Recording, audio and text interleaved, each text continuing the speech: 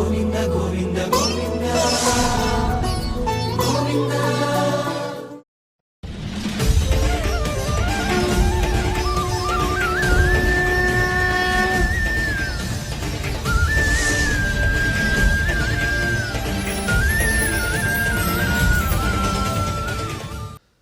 నమో వెంకటేశాయ.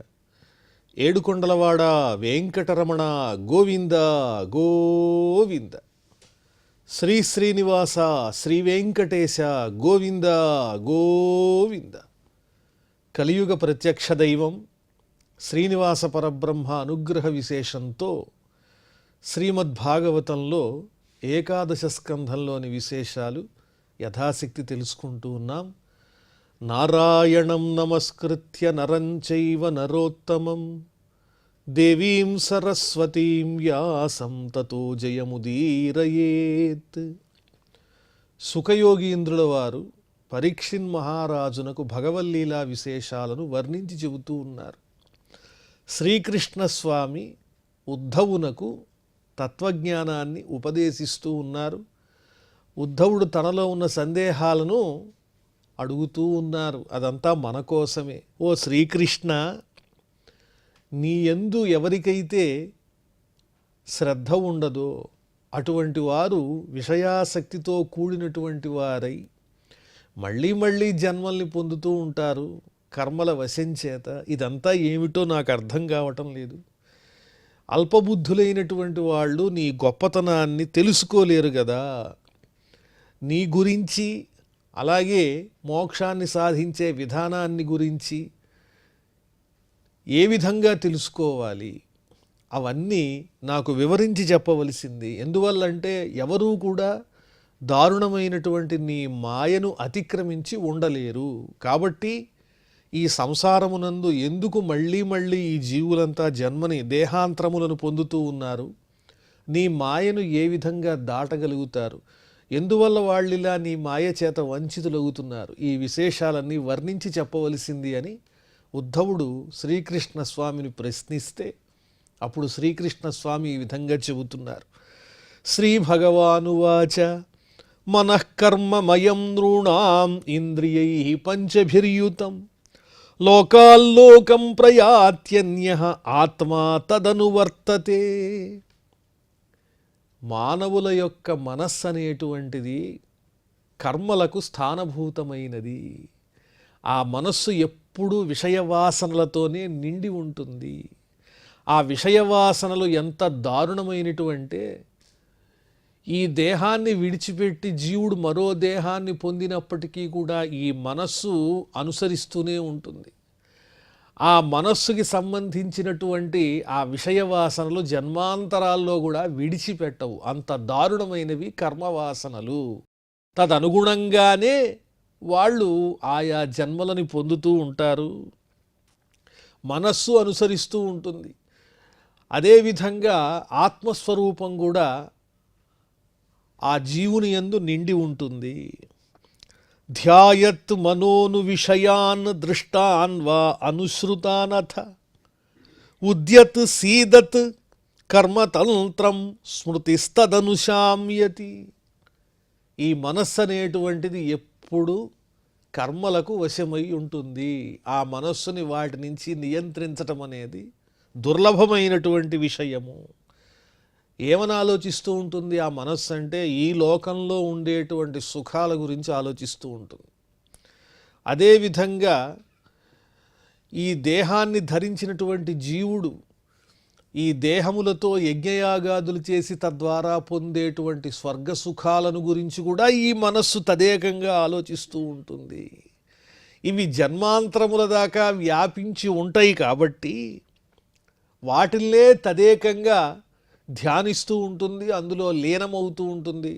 కొంతకాలం తర్వాత ఈ మనస్సు దేని యందైతే ఆలోచనలో ఉందో లీనమయ్యిందో ఆ లీనమైన విషయాన్ని మరిచిపోయి మరొక విషయాన్ని ఆలోచించటం ప్రారంభిస్తుంది. అంటే మనస్సునకు ఆలోచించకుండా ఉండడం అనేది ఉండదు. ఎప్పుడు ఒకటి తర్వాత ఒకటి ఆలోచిస్తూనే ఉంటుంది. ఆ కర్మవాసనల యొక్క బలాన్ని బట్టి ఆ ఆలోచన అనేది సాగుతూ ఉంటుంది. అది జన్మాంతరములలో కూడా వ్యాపిస్తూ ఉంటుంది. తనకు అనుకూలమైనటువంటి విషయాలు గనక పొందినట్లయితే తద్వారా సుఖం కలిగినట్లుగా భావిస్తుంది. ప్రతికూలమైనటువంటివి గనక కలిగినట్లయితే వాటి వల్ల దుఃఖిస్తున్నట్లుగా భావిస్తూ ఉంటుంది ఆ మనస్సు. ఆ తరువాత ఒకదాని యందు ఉండేటువంటి శ్రద్ధ నశించిపోతుంది, మరొక విషయం మీదకి వ్యాపిస్తూ ఉంటుంది. కాబట్టి ఆ కర్మవాసనలు మనస్సునకు పట్టి ఉన్నంత కాలము ఆ స్మృతి అనేటువంటిది నశించదు. కొన్నిటి గురించి ఆలోచిస్తూ ఉంటుంది, కొన్నిటి యందు లీనమవుతూ ఉంటుంది. ఇది మనస్సు యొక్క లక్షణం ఉద్ధవ. విషయాభినివేశేన నాత్మానం యత్స్మరేత్ పునః జంతోర్వైకస్యచిద్ధేతోః మృత్యురత్యంత విస్మృతి. ఒక జన్మని పొందినప్పుడు ఆ దేహాన్ని పొందిన తర్వాత మనస్సు ఏదైనా బలమైనటువంటి ఒక విషయమునందు ఆసక్తమై దాని గురించే అధికంగా ఎప్పుడైతే తీవ్రంగా లీనమై దాని యందు లగ్నమై ఉంటుందో అప్పుడు పూర్వజన్మకు సంబంధించినటువంటి వాసనల నుంచి పక్కకి తప్పుకుని ప్రస్తుతం ఉన్నటువంటి ఈ జన్మలో ఉన్న విషయాల మీద బాగా తాను లగ్నమై ఉంటుంది. అప్పుడు పూర్తిగా పూర్వ సంబంధమైనటువంటి ఆ కర్మవాసనల యొక్క స్మరణ పోతుంది. కానీ ఈ జన్మకు సంబంధించినటువంటి కర్మవాసనలు మళ్ళీ ప్రారంభమవుతూ ఉంటాయి. దానికి ఎడతెరిపనేటువంటిది ఉండదు. కాబట్టి ఒక చింత నుంచి మరొక చింత, దాని నుంచి మరో చింత, అలా చింతిస్తూనే ఉంటుంది. ఆ చింత ఎప్పటికి పోతుంది అంటే మరణంతో అంతమవుతుంది. కానీ మరణం తర్వాత మళ్ళీ మరొక ఈ చింత వల్ల కలిగినటువంటి మరొక దేహంతో మళ్ళీ ఇంకొక చింత ప్రారంభమవుతూ ఉంటుంది. ఈ రకంగా జనన మరణ చక్రం అనేది కలుగుతూనే ఉంటుంది. దీనికి కారణం ఏమిటి అంటే మనస్సుకు పట్టినటువంటి కర్మవాసన. ఆ కర్మవాసనలు పోతే కానీ ఈ జనన మరణ చక్రం నుంచి తప్పుకోవటం అనేది జరగదయ్యా. జన్మత్వాత్మతయా పుంసః సర్వభావేన భూరిద విషయస్వీకృతిం ప్రాహుః యథా స్వప్నమనోరథః.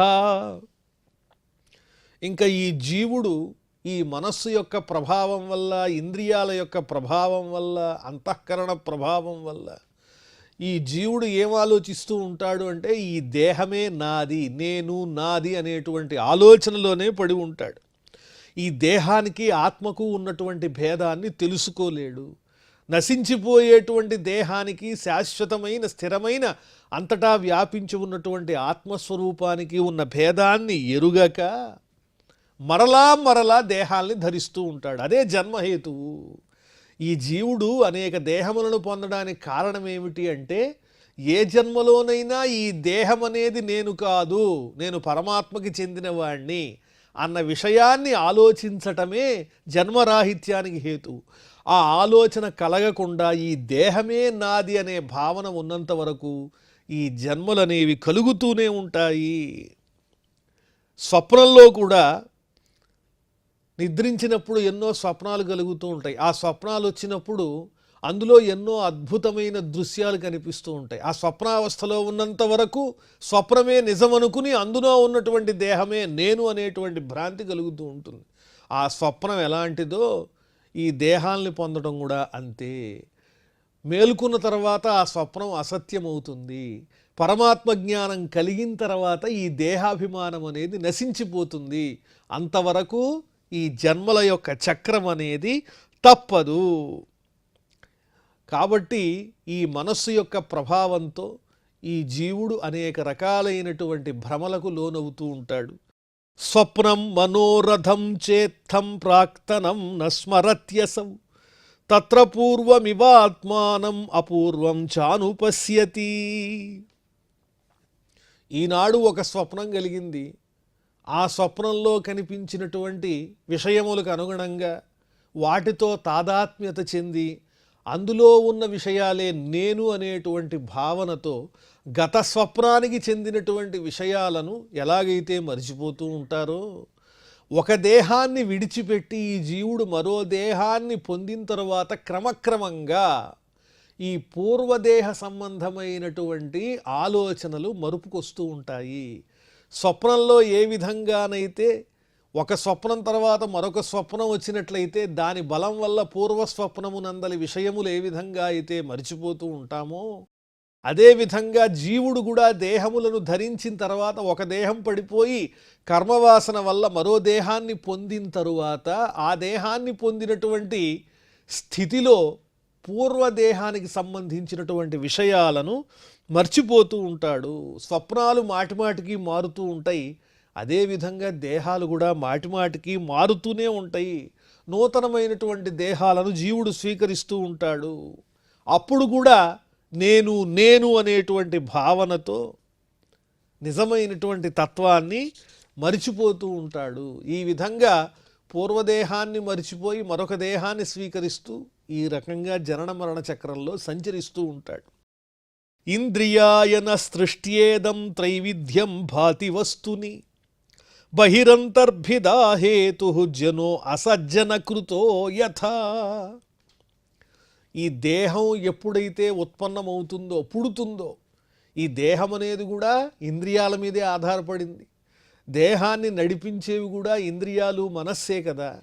ఆ ఇంద్రియాల ప్రభావం వల్ల దేహం ఎప్పుడైతే జీవునకు ఏర్పడిందో వెంటనే భ్రాంతులు, భ్రమలు, నానాత్వము ఇవన్నీ కూడా సహజంగా కలిగేటువంటి లక్షణాలు.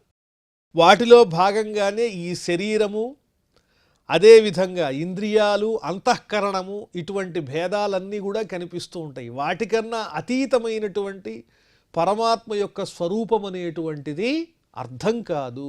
ఆత్మస్వరూపాన్ని తెలుసుకోలేడు ఈ జీవుడు. ఈ భేదాలన్నీ గోచరిస్తూ ఉంటాయి. అలాగే బాహ్యము, అంతర్గతము అనేటువంటి భావాలు కూడా కలుగుతూ ఉంటాయి. ఆత్మస్వరూపమునందు ఒకటే ఆత్మస్వరూపం అనే భ్రాంతి అనేటువంటిది పోతుంది. ఆత్మకు వేటితోనూ సంబంధం లేదు అన్న విషయాన్ని తెలుసుకోలేడు. ఒక పిల్లవాడున్నాడు. ఆ పిల్లవాడికి స్నేహితులు ఉన్నారు, అలాగే శత్రువులు ఉన్నారు. శత్రువులు ఈ పిల్లవాడిని చూచినప్పుడు ఆ పిల్లవాని తండ్రిని కూడా శత్రువుగా భావిస్తారు. అలాగే మిత్రులు ఉన్నారు ఈ పిల్లవాడికి. ఈ మిత్రులు ఏం చేస్తారు? ఆ పిల్లవాని యొక్క తండ్రిని మిత్రునిగా స్వీకరిస్తారు. కానీ నిజానికి ఆ మిత్రత్వంతో కానీ శత్రుత్వంతో కానీ పిల్లవాడితో ఉన్న సంబంధం తండ్రితో ఉన్నదా? లేదు. పిల్లవాడిని బట్టి తండ్రిని కూడా అలాగే ఊహించుకోవటం అనేది జరుగుతోంది. అలాగే ఏ విధమైన భిన్నత్వము లేనటువంటి ఆత్మను కూడా ఇదే విధంగా తమ యొక్క దృష్టికి అనుగుణంగా దేహభ్రాంతితో ఆత్మను కూడా దేహస్వరూపంగా భ్రాంతి పడుతూ ఉంటారు తప్ప ఆత్మస్వరూపానికి ఈ విద్వేషాలు కానీ, మమకారాలు కానీ, అనేకత్వాలు కానీ, లేకపోతే ఆధారపట్టం కానీ లేదు. దేంతోనూ అపేక్ష లేదు. అది ఎల్లప్పుడూ స్వతంత్రంగా స్వయం ప్రకాశమైనటువంటిది ఆత్మస్వరూపము.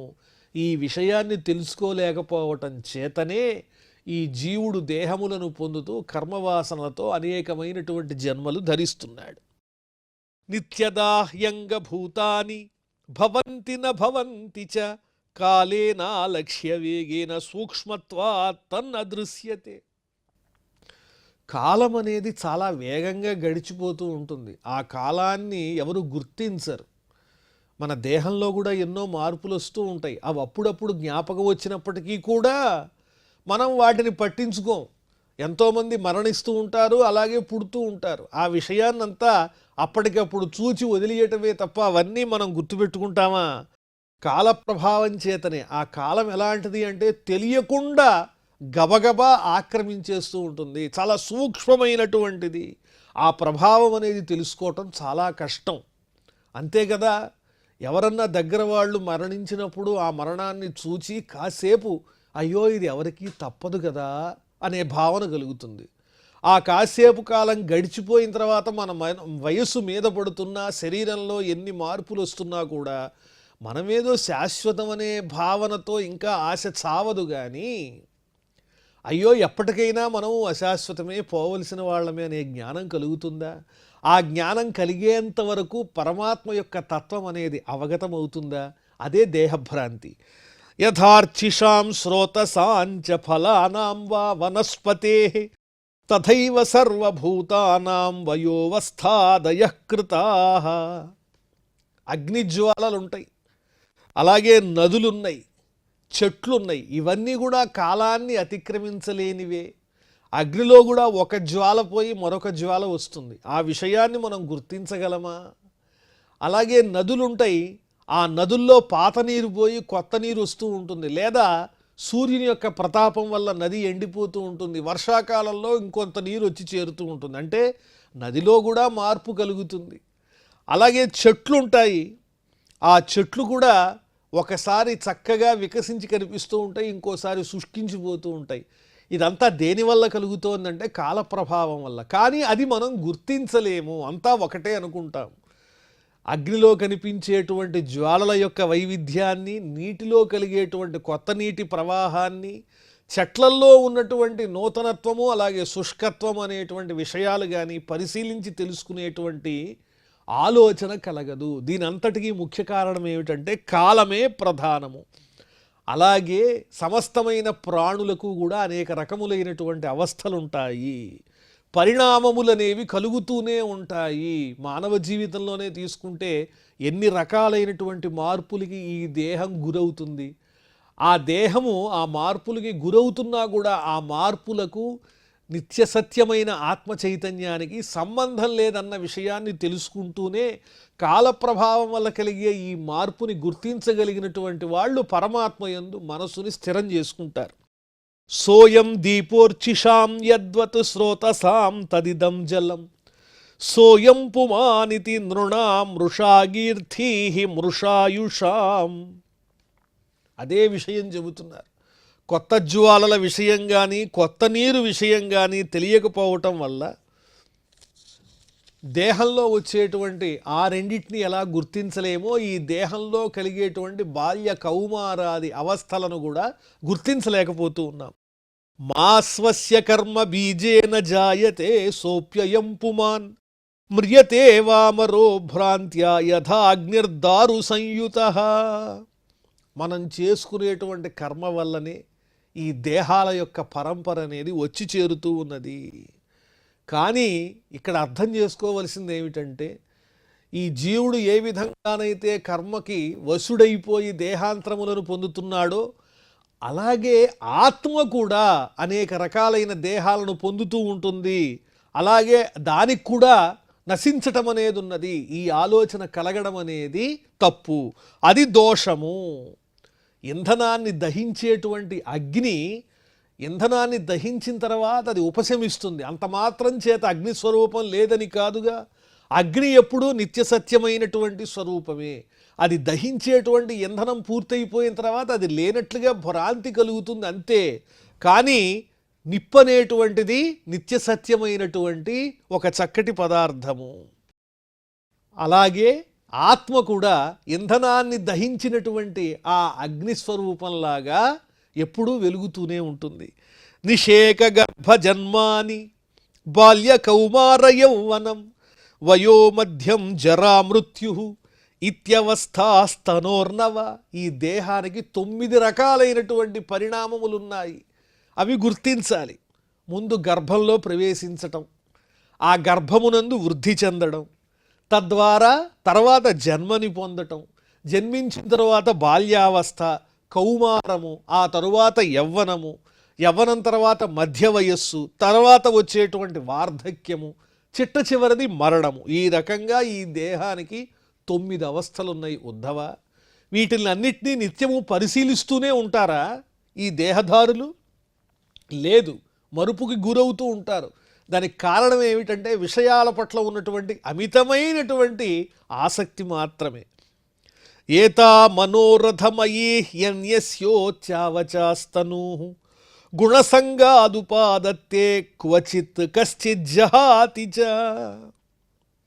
ఈ యవ్వనం కానీ వృద్ధాప్యం కానీ ఇలాంటి పరిణామాలు ఏవైతే చెప్పబడ్డాయో ఇవి ఈ కనిపించేటువంటి దేహానికి మాత్రమే ఉన్నాయి తప్ప అంతర్లీనంగా ఉన్నటువంటి ఆత్మకు ఈ పరిణామములతో సంబంధం అనేది లేదు.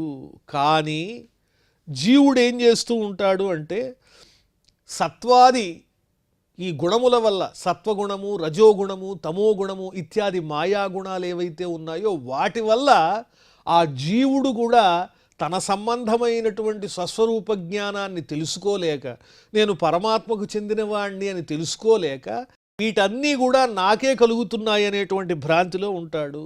కానీ జ్ఞాని అయినటువంటి వాడు ఇటువంటి భావాన్ని విడిచిపెడతాడు. ఈ దేహానికి కలిగేటువంటి వికారాలకు, లోపల ఉన్నటువంటి జీవునకు ఏ విధమైనటువంటి సంబంధమూ లేదు.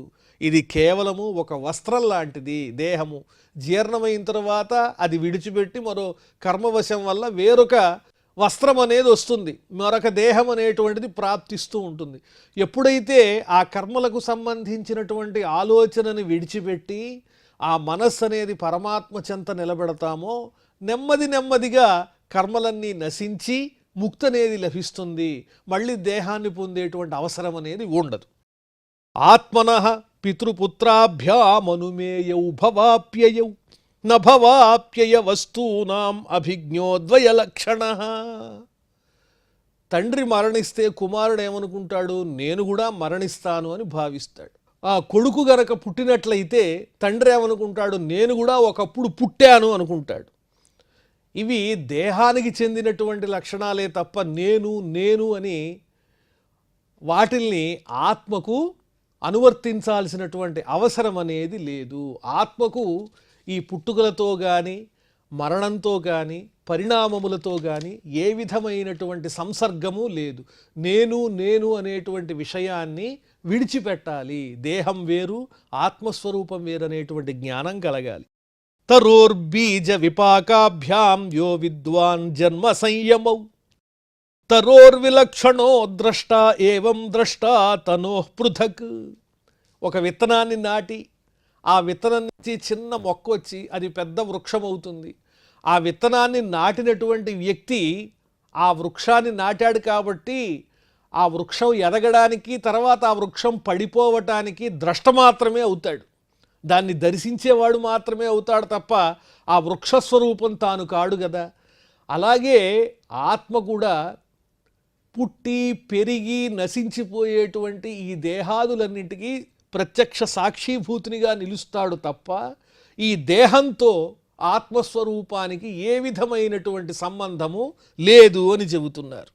ప్రకృతేరేవమాత్మానం అవివిచ్య బుధః పుమాన్ తత్వేన స్పర్శ సమ్మూఢ సంసారం ప్రతిపద్యతే.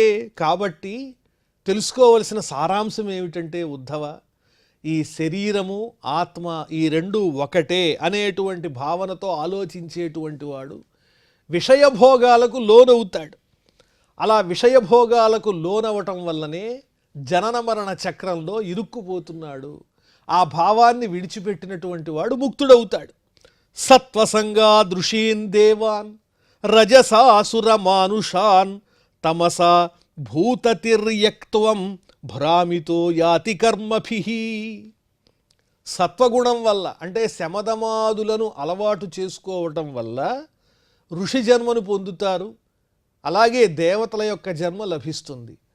అలా కాకుండా రజోగుణంతో ఉన్నట్లయితే ఆ రజోగుణం అనేది కామాదులకు సూచన కాబట్టి మానవ జన్మని పొందుతారు, ఆ కామాదులు అనుభవించడానికి, లేదా రాక్షసుల యొక్క జన్మని పొందుతారు.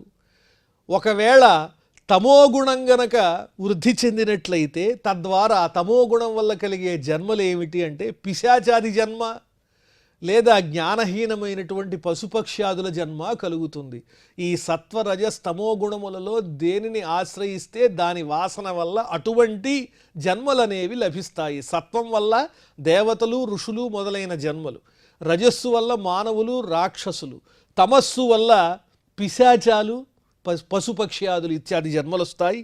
నృత్యతో గాయతః పశ్యన్ యథైవ అనుకరోతి తాన్ ఏవం బుద్ధి గుణాన్ పశ్యన్ అనీహోప్యనుకార్యతే. ఎవరన్నా పాట పాడుతూ ఉంటే, చక్కగా నాట్యం చేస్తూ ఉంటే అవి చూసి మనస్సులో మనం కూడా వాటిని అనుకరిస్తూ ఉంటాం. మనమే పాడుతున్నట్లుగా, మనమే నాట్యం చేస్తున్నట్లుగా తాదాత్మ్యాన్ని పొందుతూ ఉంటాం. అలాగే జీవుడు కూడా ఈ ఇంద్రియాల వల్ల, ఈ బుద్ధి గుణములను ఆశ్రయించినటువంటి వాడై వీటన్నింటినీ, ఈ జరిగేటువంటి కర్మలన్నింటినీ కూడా తనకే ఆపాదించుకుని తానే కర్తననుకుని నేను నాది అనేటువంటి భ్రమలో పడిపోతూ ఉంటాడు. యథాంభసా ప్రచలతా తరవోపి చలా ఇవ చక్షుషా భ్రామ్యమాణేన దృశ్యతే భ్రమతీవ భూ. నీళ్లల్లో చూసినట్లయితే నీళ్ళని ఇలా కదిపామనుకోండి, ఆ చెట్లు ఒడ్డునున్నటువంటి చెట్లు కూడా కదులుతున్నట్టు కనిపిస్తాయి. అంత మాత్రం చేత అది నిజమవుతుందా? ఒకవేళ అనారోగ్య వశం వల్ల కళ్ళు తిరుగుతున్నాయి అనుకోండి, మనకి భూమంతా తిరుగుతున్నట్టు కనిపిస్తుంది, అది నిజమవుతుందా? అలాగే ఈ కర్మలు కూడా నావి, నేను అనుభవిస్తున్నాను అనేటువంటి భ్రమ కూడా ఆ జీవునకు కలగటం చేత, ఈ కర్మవాసనల చేత అనేక రకములైనటువంటి దేహాంతరములను పొందుతున్నాడయ్యా, ఆత్మస్వరూపాన్ని నన్ను తెలుసుకోలేకపోతున్నాడు అని కృష్ణ పరమాత్మ ఉద్ధవునకు చక్కని తత్వోపదేశాన్ని చేస్తున్నాడు. మరిన్ని విషయాలు మనం మళ్ళీ తెలుసుకుందాం. ప్రస్తుతం క్షమాప్రార్థనాదులతో ఈ కార్యక్రమాన్ని పరిసమాప్తం చేసుకుందాం. అథ క్షమాప్రార్థన. యదక్షరపదభ్రష్టం మాత్రాహీనంచ యద్భవేత్ తత్సర్వం క్షమ్యతాం దేవ నారాయణ నమోస్తుతే. శ్రియః కాంతాయ కళ్యాణ నిధయే నిధయేర్థినాం శ్రీవేంకట నివాసాయ శ్రీనివాసాయ మంగళం.